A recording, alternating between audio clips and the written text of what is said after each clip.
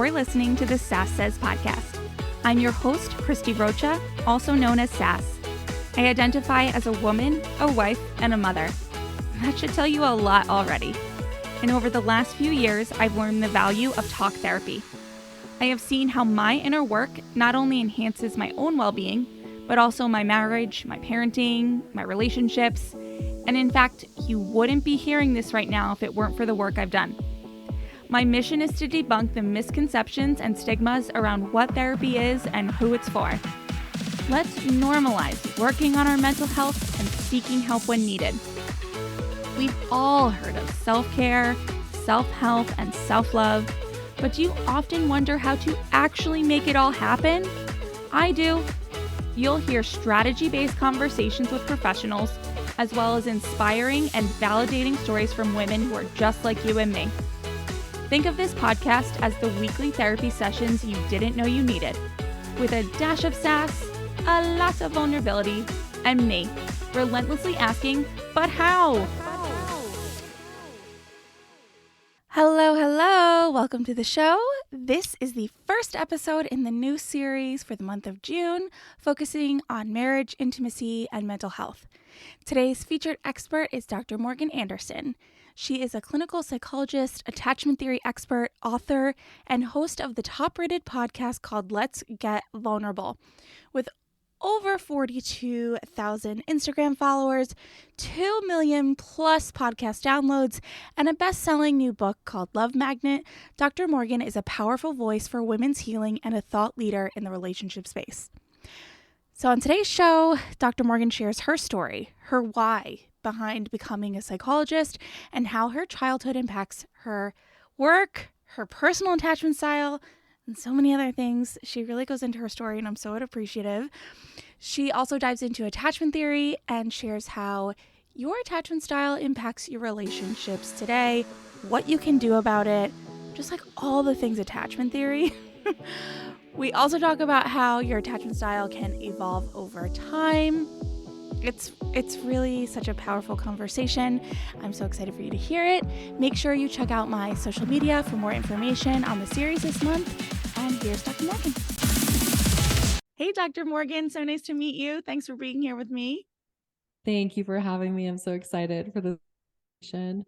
Yeah, I have followed you for some time on social media and listened to your podcast. So it's so funny. I'm always like, whoa, there you are.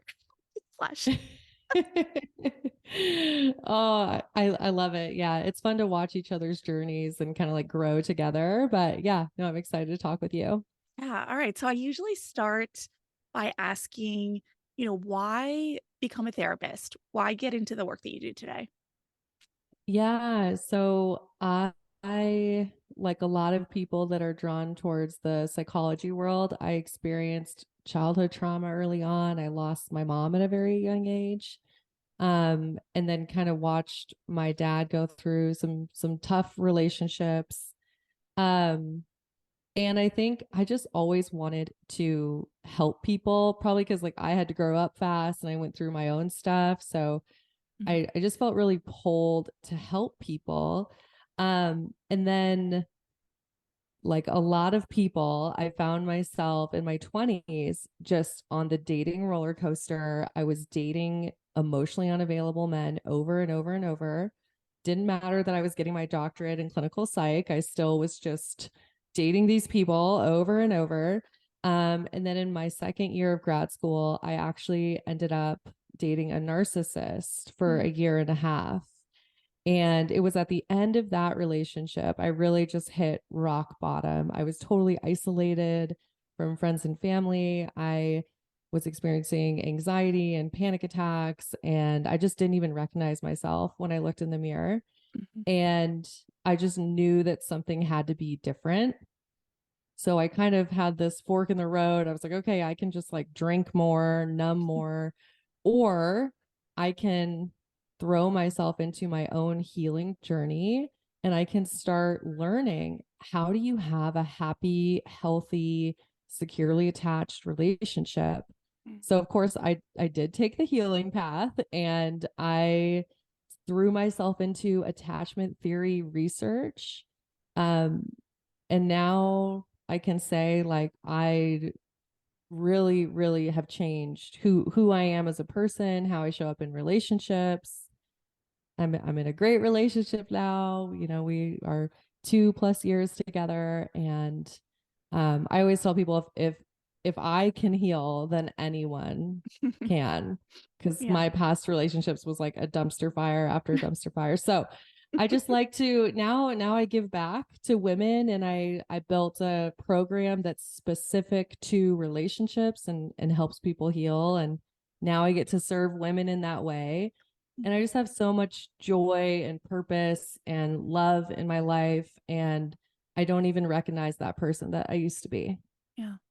Yeah, I think when I hear you say, "If I can heal, you can too," or anyone can, I don't remember the exact way you said it, but I know, um, from listening to you and whatnot, I know where that statement comes from as far as your story. For my listeners, would you share a little bit more about the loss of your mom and what you went through as a child? Yeah, absolutely. Yeah. I was 6 years old, Christmas time. And my mom had an allergic reaction to latex. She didn't know that she was allergic. And basically had the air supply was cut from her brain, and she really went into a vegetative state from that moment on. So this is very complex grief, is Mm, what we would call it. And um, I just watched all the adults in my life struggle, and of course, as all this is going on, they couldn't really show up for me. right. And as a little girl, I was told, "Oh, your mom's going to get better. She's going to get better." She did not get better. And she actually lived in that state until I was 25. Wow. So 19 years. And I watched my dad go through these marriages where he was essentially putting the women in his life before my sister and I. Mm, And I think like experiencing that like neglect and this one parent that I had left, like feeling like not seen and heard and understood and cared for by him. mhm, I internalized a lot about I'm not good enough, I'm not enough, there's something wrong with me. A lot of my beliefs about like I'll be abandoned, no one really cares for me. Because what people don't realize, even if something tragic happens, like I experienced with my mom, your brain can still unconsciously internalize that it was abandonment. Even though that was never my mom's choice, mhm, it still felt like I had been completely abandoned by my mom. mhm, And then I had this dad that was prioritizing his dating life over me. And yeah, I went through a lot of pain, a lot of low self-worth. Um, and I would do anything to just have somebody give me attention. And I developed a disorganized attachment style, which we can talk about, but mhm, it was just an incredibly painful way to live and to date. And I never felt emotionally stable. I experienced depression off and on. Um, I had a couple almost marriages in there that are funny stories. Funny I now, I'm base sure. right, they're funny now, yeah. I essentially just like had this way of being where I just prioritized whatever relationship I was in. I just prioritized that way, way, way above myself.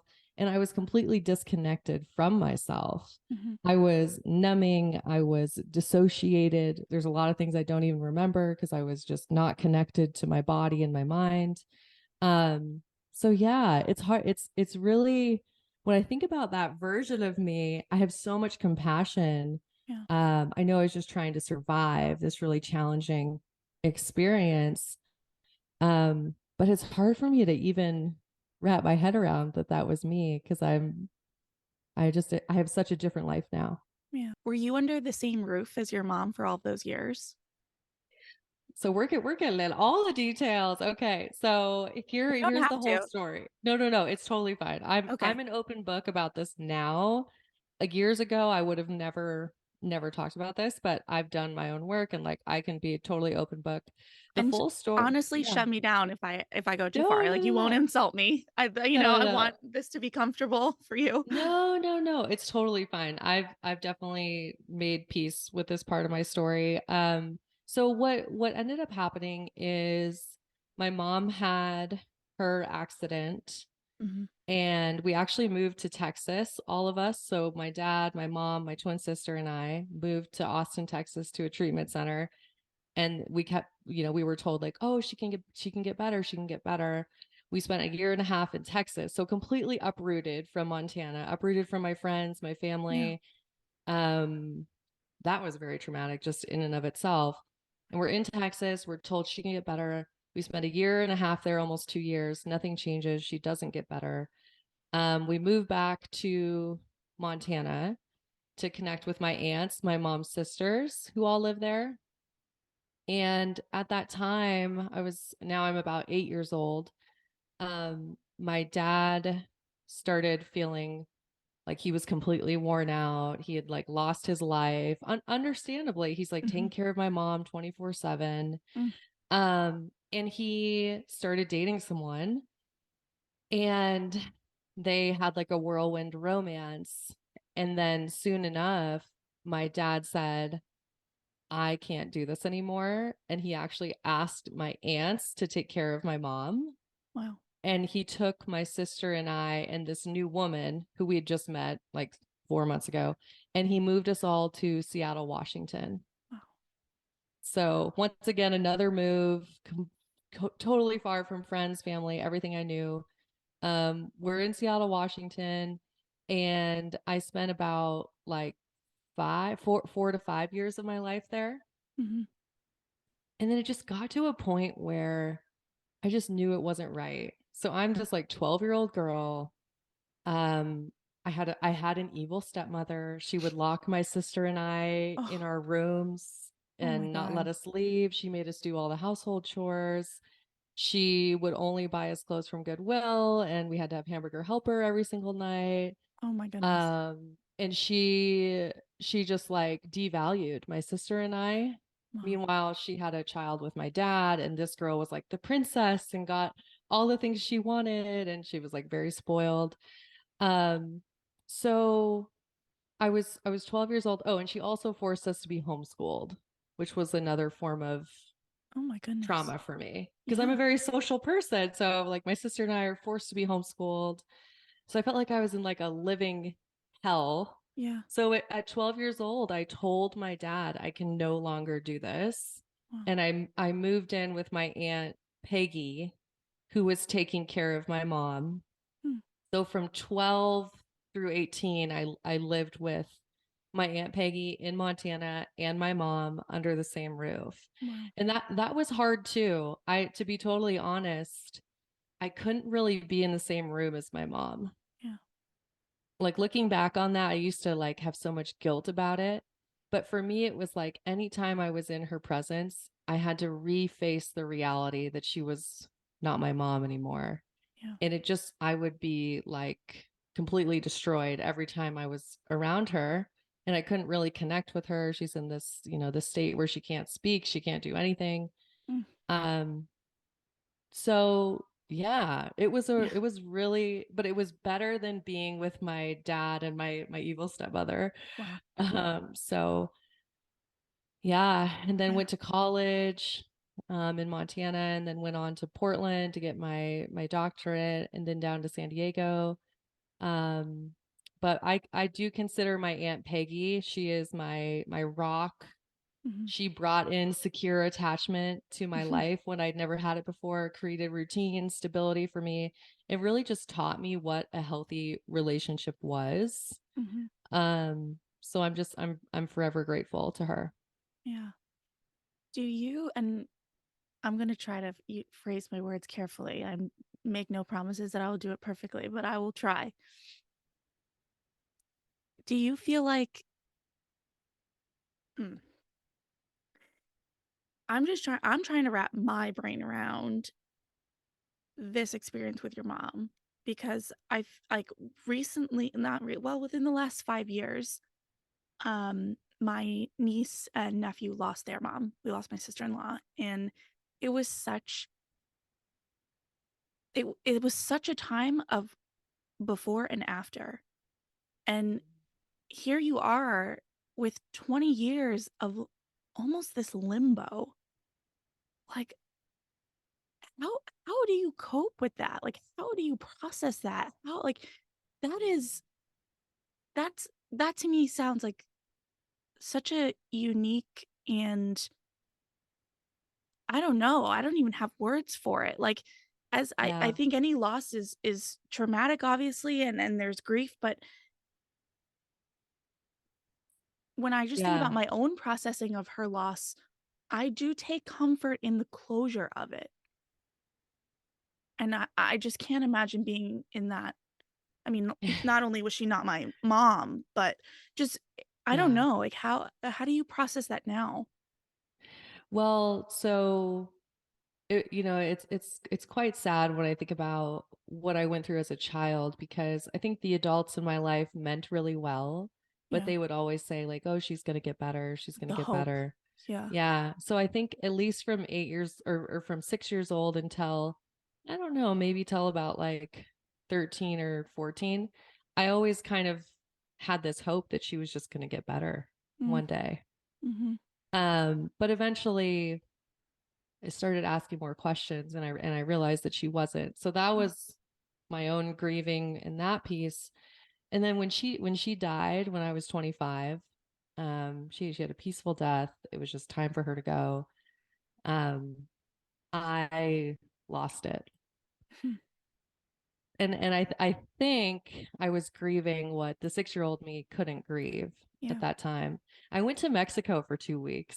Mm, I was in my graduate program and I had this really good friend, Carrie, and she just knew that I wasn't okay because she knew the whole story. And she was like, let's get out of here.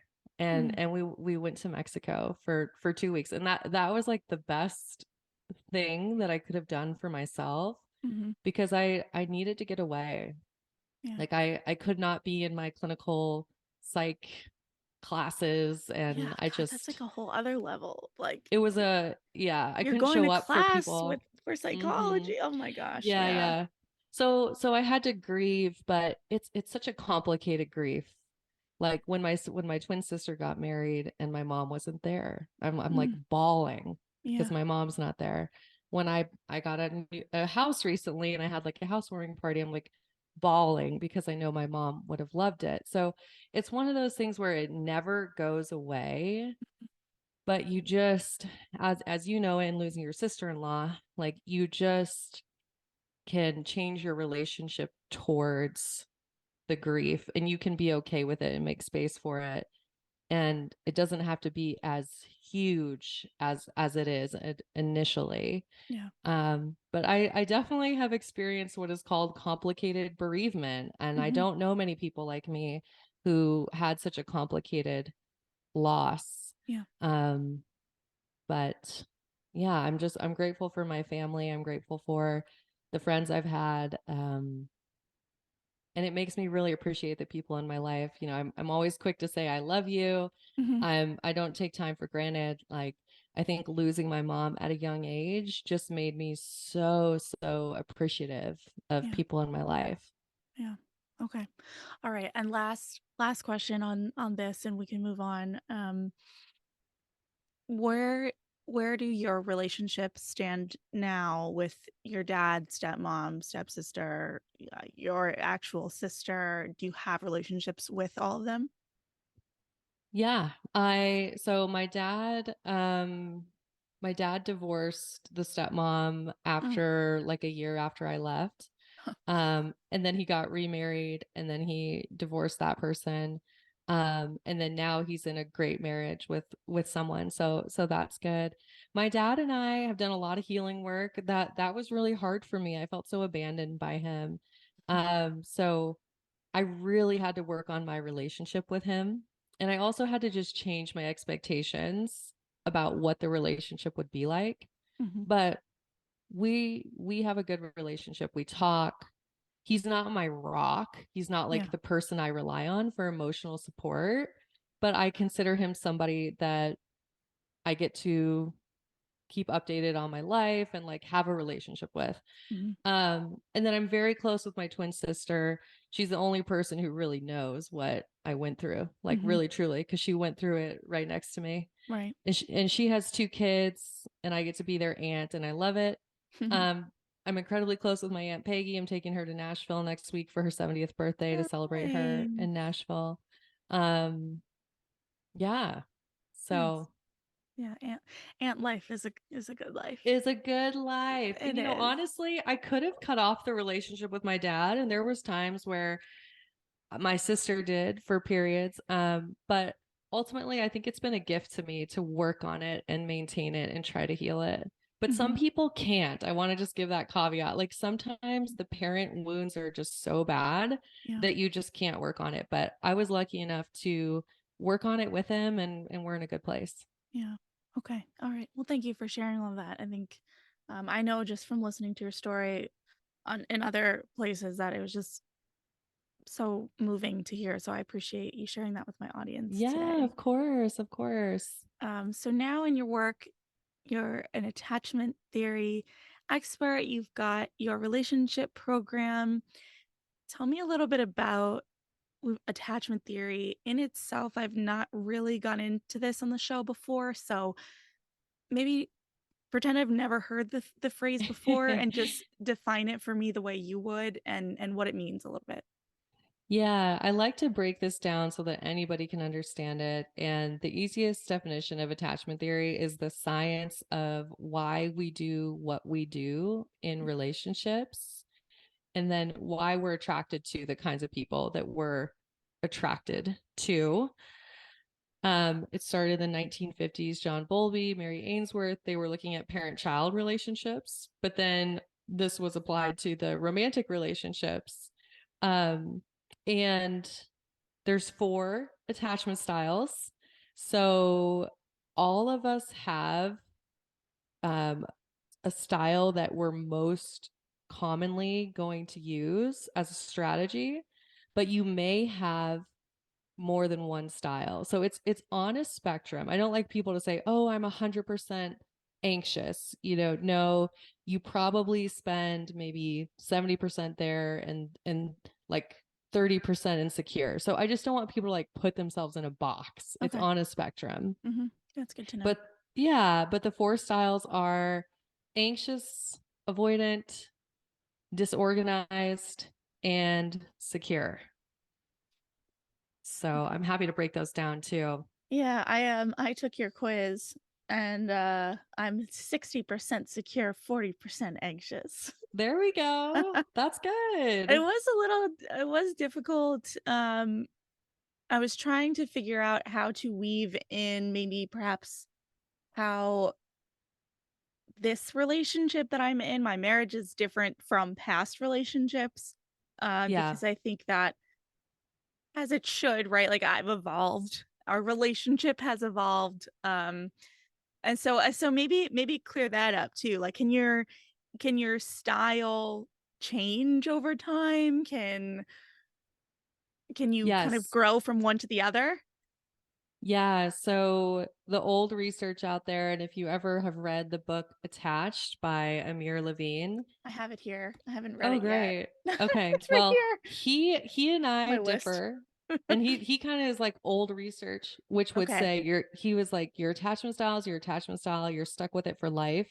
Mm, But new research, myself, the hundreds of clients I've helped, mm, there is evidence that you can move towards secure attachment no matter what your past has been. So you can rewire your brain and learn new ways of being in relationships. okay. So I'm a Okay. firm believer in that. But there are some researchers who are like, nope, your attachment style is your attachment style. That's it. Okay. All right. So yeah, let's give me the bullet points of each one if you would. Yeah, absolutely.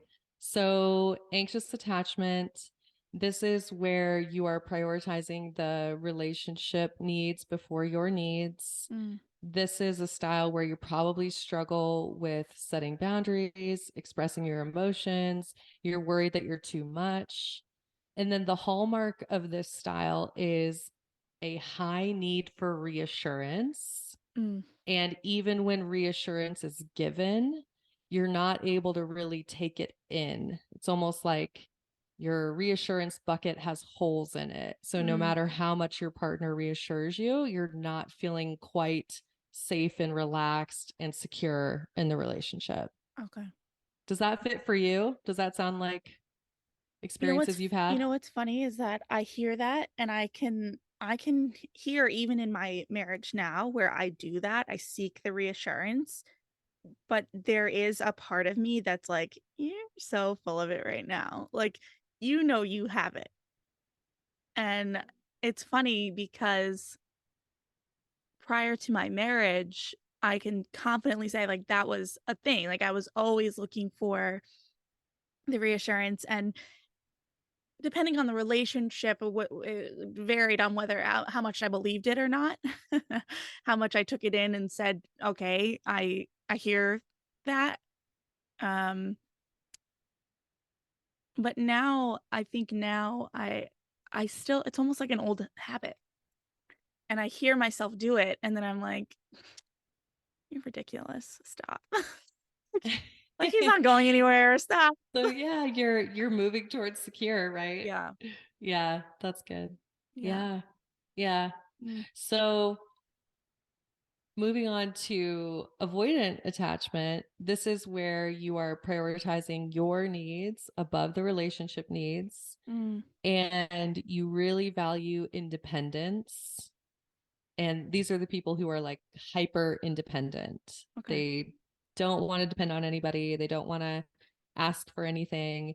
Mhm, And um these people will oftentimes use a distancing strategy in okay. relationships because intimacy and closeness can feel really uncomfortable. So this is that guy that like doesn't call you back at all, right? Or like you send them 5 text messages and they disappear for you like for a week. Like Mhm, so the people who pull away in mm, relationships have avoidant attachment.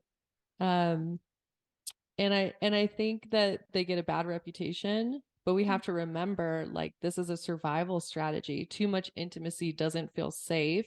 So the way that they maintain relationships is by pulling away, mhm. which drives the anxiously attached person crazy. Yeah, dated a few of those.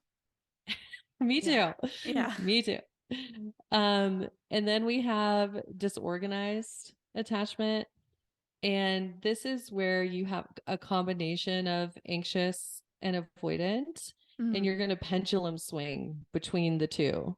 So okay. rapidly going between the two. And this is a very painful way of being. This is where you want intimacy, but you also want independence. Mm. And essentially, it's disorganized because the messages that you give in the relationship are disorganized, like push and pull, push and pull. Mm, okay. And this is only about 5% of the population. I do end up helping quite a few people who identify this way just because it is so painful and they're like, I can't do this anymore. It's really not conducive to feeling peaceful and Mhm, enjoying relationships. Like you essentially if you have that attachment style, you would just rather be single because relationships are so painful for you.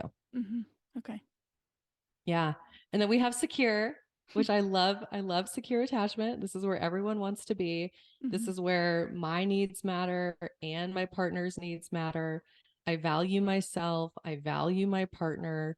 We experience interdependence where I can depend on me and I can depend on my partner. Open, honest, direct communication. Intimacy is valued and prioritized, mm, and you really are able to support one another in becoming the best versions of each other, right? Like as individuals. So mhm. you have both the partnership and healthy people as individuals. Okay. Okay, and this might be a silly question, but, you know, when I think back on dating relationships prior to my marriage, how how do we differentiate, or is there even a point to trying between what might be an attachment style versus just like I want to say maturity? You know what I mean? Yeah. Like, I'm thinking about, like, in my 20s dating, like, and I'm thinking back I'm trying to, quickly in my brain, like, attach names to the different styles, and I'm like, "Was it that, or was this person just 19 and didn't care?" You know what I mean? Like, where how do we start to differentiate? I love that you asked this because I've been watching season 4 of Love is Blind. Oh. I'm not So, watching. I couldn't start a new show. It's, like, too much. that's But how I've I been was seeing all the too. buzz. Yeah, people have been like begging me to watch it, so I finally did. And there's a character on there, I won't name names, but there is someone on there where I just have thought, you know, the maturity is just not there. Mm, Like, so so that absolutely is a factor. I don't think mhm, it's one or the other. So okay. you could definitely be lacking emotional maturity and you're still going to have an attachment style that could be getting in the way.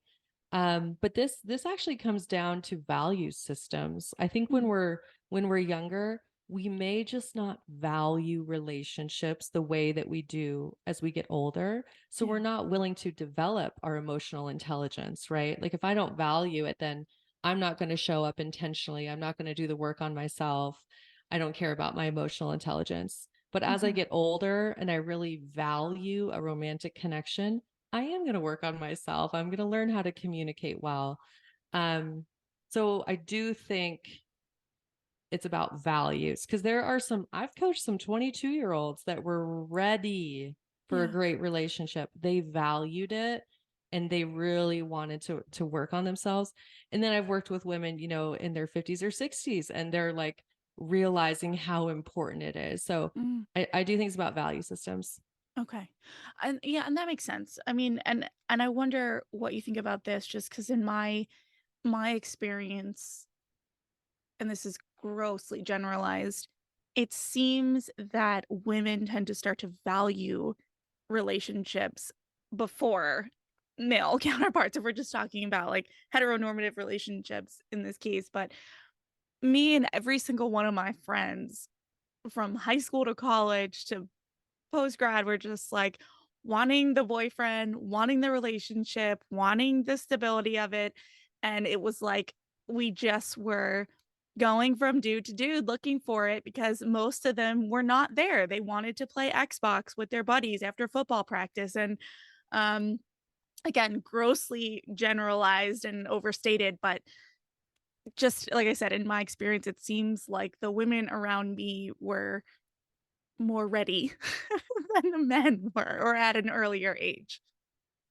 It's true. A lot of women do see the value of relationships and connection, and that's one of our gifts as women. It's realizing how powerful it can be to Mhm. have strong relationships.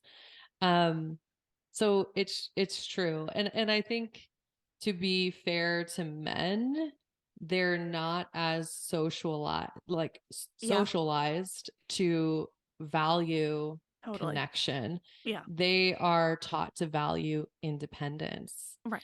Um, but what's so interesting now, because I've been noticing trends in dating, because I hear about it all the time, there's more and more women that we've been socialized to value independence. Mm, And I think it's from that like cultural shift of like Miss Independent, I don't need a man, get your own money. right. Like, you know, we kind of went that direction. So I also see now more and more women postponing their serious relationships Yeah, because of the cultural value placed on them of hyper independence. So it's a systemic and societal issue. yeah. Okay. So, how do we actually use these theories in real life? I love that. So I have a great book. I wrote a book. I wrote a book called Love Magnet: Get Off the Dating Roller Coaster and Attract the Love You Deserve. And it helps you do this. But what I would say is the number one thing is to realize where you are at, is to Mm, have the awareness. And then you want to start to do the work on yourself so that you can learn how to show up as the securely attached version of you mm, as much as possible. um, and then you want to be able to show up in your dating life with standards in terms of what you're looking for. Um, And the securely attached woman, I'll say, knows that there's an abundance of great partners out there. So you're going to go in with abundance mindset instead of scarcity mindset. And you're going to go in realizing, hey, I'm a high value partner. I know what I bring to the table. I have a lot of love to give. And you're using discernment in your dating life where you're communicating assertively, you're setting boundaries. The biggest thing that women tell me when they get out of my program, they say, thank God I'm not wasting time on the wrong people anymore. Mm-hmm. Because dating is still about experiences.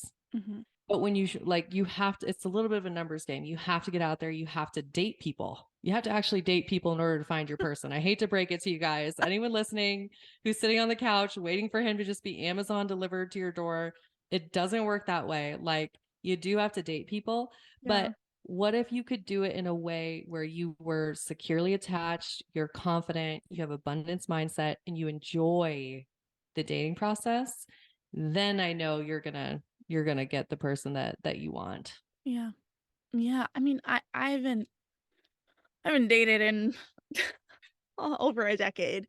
But the landscape for it now just it feels so complicated. I don't know. I feel like I'm not even old, and I feel like I'm talking like I'm 105 right now, but I feel like it used to be I would go to a bar and I would meet someone, and sometimes I'd even go by myself and meet someone, and just, this was really kind of before all of the apps and everything, and now I'm seeing TikToks and things about women, how they have to have all of these, like, safety measures in place for meeting people on apps, and the catfishing, like, I don't know, this is a little off topic, I guess, but it feels like a little yikes. I don't know. That could Yeah. just be my Well, 105 mindset on it, but no, no, no, no. So we have so many options now, and you do get to decide like how you look at that. And of course, a lot of people can feel overwhelmed. But mhm, what I teach women to do is to use the dating apps as a tool okay. instead of being used by the dating apps. Like, you need to learn how to use the dating apps Mm, intentionally, mhm. because most people don't have boundaries with them. They don't have an approach. They're not using the apps as a screening tool. Yeah, I look at them as opportunity creation. That's all they okay. are. They give you these opportunities. And then I teach women how to be discerning in who they actually invest energy into.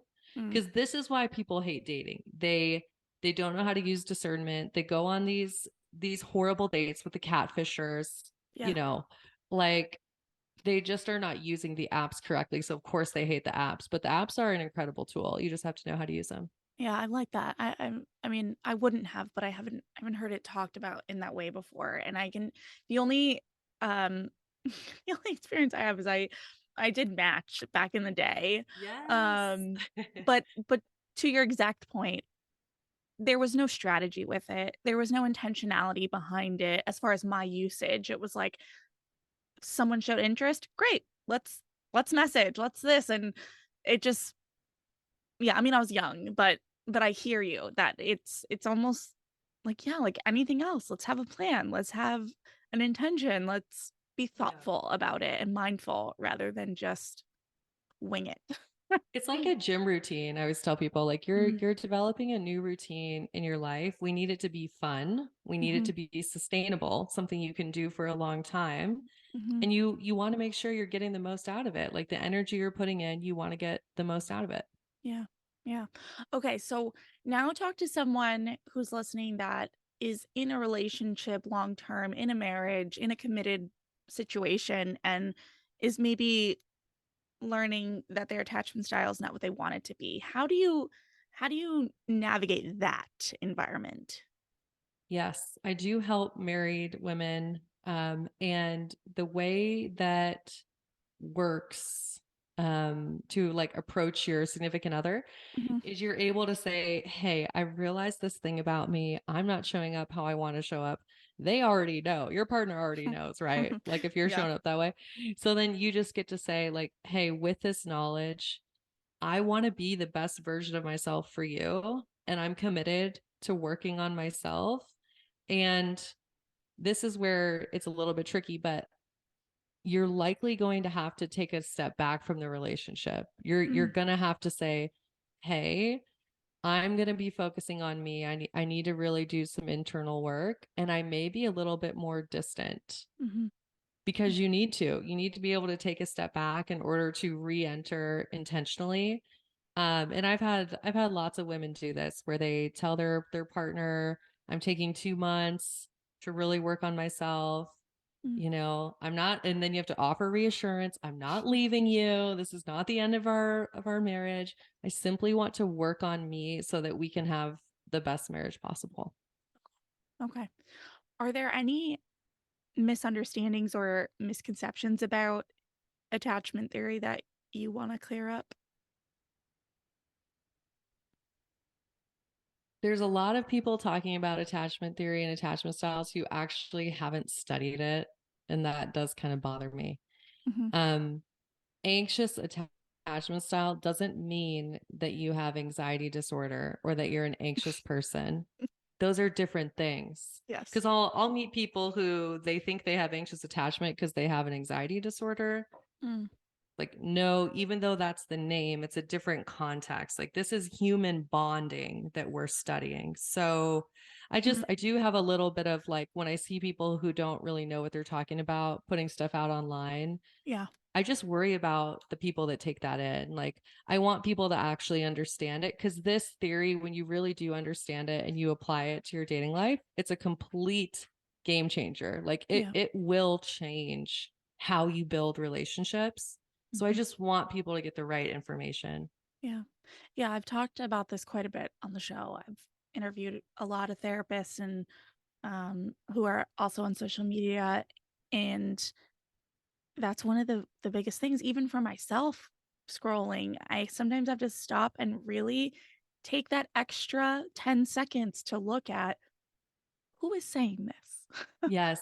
Just be aware of where you're getting Yeah. your information from. Like Yeah. I mean, especially I mean, it's such a great thing that I think mental health is having this Hmm. time on social media, way more mainstream, way more normalized. But even me, I have a psychiatrist and a therapist, and I found myself at one point during lockdown going, "Do I have ADHD?" Because I was just seeing all the posts and Yeah. I to the point where I took it to both of them and they're like, get off TikTok for a minute," and it's true. You have to really put a really good lens on what you're looking at and really look at where the information is coming from. Um, Being on social media and being a public figure in that space, has anything really surprised you? Has anything come from it that you're like, whoa, I never would have expected this? Hmm. It's a good question. I think I am always shocked that so many people love my podcast. I know that sounds kind of funny, but like um we're at like 3 million listens right now. And just like It's when I amazing. started it, I just never I remember thinking, I was like, okay, if no one listens to this after a year, I will shut it down. Like Yeah. that was the mindset I went into. But like I get messages all the time and they're like, your podcast changed my life. Wow. And just to be able to have that impact. Yeah. When I was a psychologist in private practice, I could see 20 people to 25 a week. And that was such a narrow amount of impact I could make. And now just the power of, wow, I can reach 20,000 people an episode. Like Yeah. it's Yeah. it still blows my mind. So I Yeah. love it for that. And I also think just what we were saying earlier, just be careful where you get your information from. Yeah. Yeah. Okay. Um, I often talk about the mental health implications of creating content. Sometimes I find that it really boosts my mental health, and sometimes it can be very detrimental. Have you found ways of, for lack of a better way to say it, like doing it? Like, have you found coping and boundaries and all of that? Like, what are some of your strategies for creating content and kind of maintaining your mental health? So it's such a good question. And I wasn't always this way, so I just want to preface this, but I have gotten to a place where I don't really take in other people's content. That's actually a really big thing for me. Interesting. I look at myself as a creator, not a consumer. Okay. So I don't really take in other people's content. Um, and then I have made this rule for myself that I get to look at this as being creative, and that Mm, it's part of my joy in the world to get to be creative and help people by being creative. mm-hmm, So I do things to like set the mood for it to be creative. Like mm-hmm, I have the right music. I do it in the morning when I am my most creative. I create it like a sacred routine for me where I'm like, hey, this is my time to create and put something good in the world. Instead of, oh my gosh, I have to get this content done because it's due by blah, blah, blah. yeah. Like I switch my mindset and how I approach it. And then it's like, if I don't enjoy creating it, I don't create it. If it's like, oh, this is the trend or this is what people want to see, I just don't do it. I do what I think will help people and like what just feels good to my soul. Mm-hmm, Um, and that's that, you yeah. know. It sounds, and knowing just what goes into creating content, I want to say it sounds simple, even though it's not easy. Um, Yeah. but even getting to that point of just being able to take the step back, I think is is a hurdle. Because so much of what media wants to tell you is that you have to be a consumer and you have to be on it all the time and in it, and like you have to post 45 million times a day in order to be successful, and you kind of have to learn for yourself that that's not the case and figure out what works for you, and admittedly I've not quite figured it out yet. Yeah, you got to remember that like who you are is your secret sauce. And when you become a consumer, you are getting what's the word? Like your true vision and like your genius. I don't want to say tampered, Yeah, it's like but it tainted or clouded. tainted. That's the word. Tainted, Yeah, yeah. it's getting clouded, it's getting tainted. So like you just gotta honor It's you like the and like blinders on. oh the blinders and just comparison sucks, Yeah. you know. It just and it's so easy. I mean, when you're on social media, how can you not, right? So Yeah. it's like you just have to do whatever you have to do so that you're not comparing yourself to others and you're like honoring what you want to create for the sake of joy. Mm, I see so many people, I think how miserable to have a social media account that's like a job, yeah. you know. Yeah. Like and that's just me. I'm Right. only going to do it if it's joy, if I think it's helping people, if it's like true to my core and who I am. That's Hmm. the only way I'm going to do it. I Yeah. know some people might be able to just have it be like a business, you know, Yeah. but I'm so mission focused that it's like it has to be joyful to me to make and I have to know that it's going to help people. Yeah. I think too, I think what we don't often know a lot of times is the people that have perhaps made it more of a business, they actually have a team doing it for them. Right? Like, and you're not going to know necessarily that it's not the creator who's writing the content, even if someone else is posting or you're using a scheduler, like all those tools. But oftentimes there are people that are actually don't don't even have Oh very much yeah. involvement in it at all. They're Oh my just gosh. the The, face. my publisher, when I wrote my book, they were like, "Do you need a ghostwriter?" I kid you not, I almost had a stroke.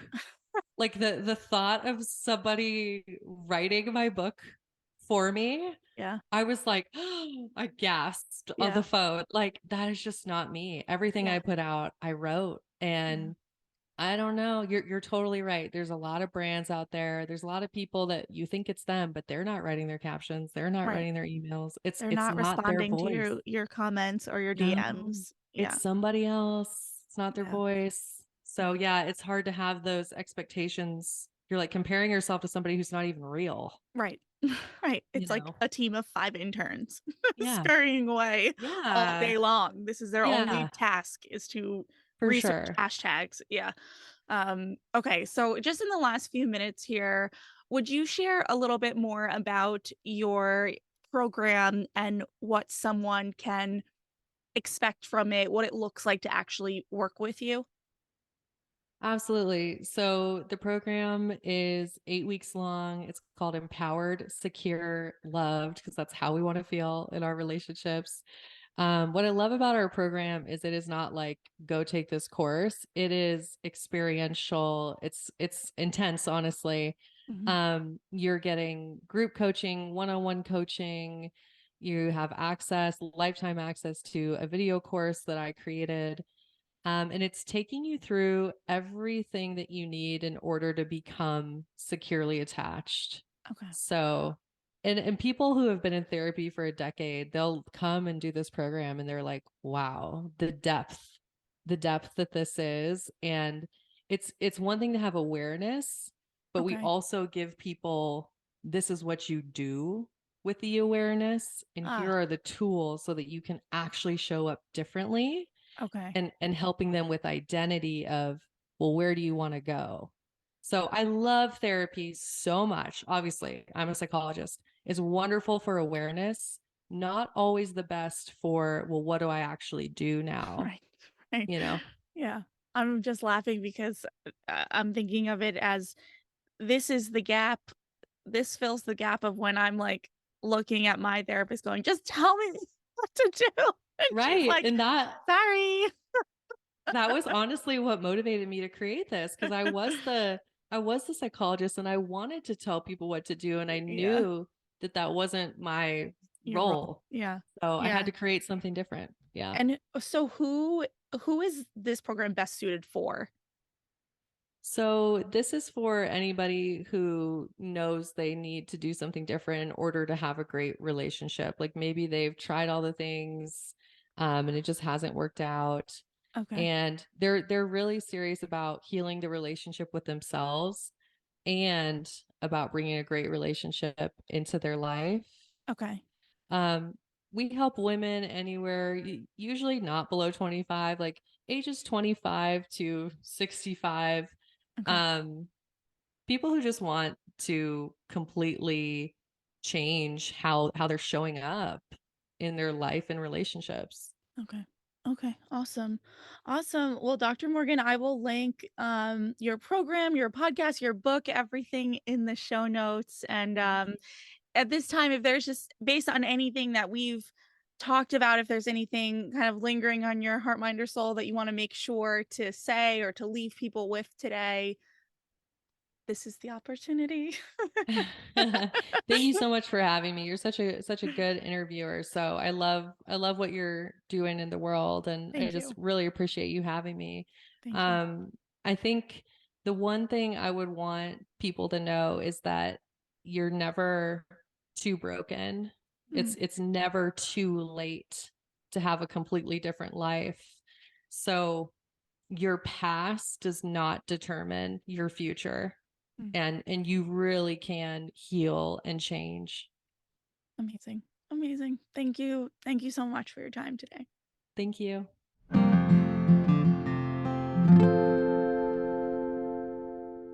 All right. All right. Ah, I love it. You know, I love this stuff. I particularly like anything that can be discussed in the form of taking a quiz or associating with a type of some kind because I feel like I can really dive into it. I'm not one to shy away from labels, but more on that later. As you know, I'll be airing a solo episode on Friday to share my personal reflections and thoughts on this conversation, as well as my experience with attachment theory. So, once again, head over to my social media and subscribe to my newsletter to learn more about this month's series on marriage, intimacy, and mental health. Tune back in on Friday for my more detailed thoughts on this conversation. And at the time that I'm recording this, I don't have the date nailed down yet, but we are doing another live Zoom with these experts, so keep a lookout for the date at the sign up for that. All right, I'll see you Friday. Bye. Thank you so much for tuning in today. Sass Says is a production of Luann Nigara Inc. This podcast is meant to be educational and not meant to replace professional therapy or professional medical attention. To learn more about today's show and what's new in my world, head over to sasssays.com. Thanks so much. Talk later.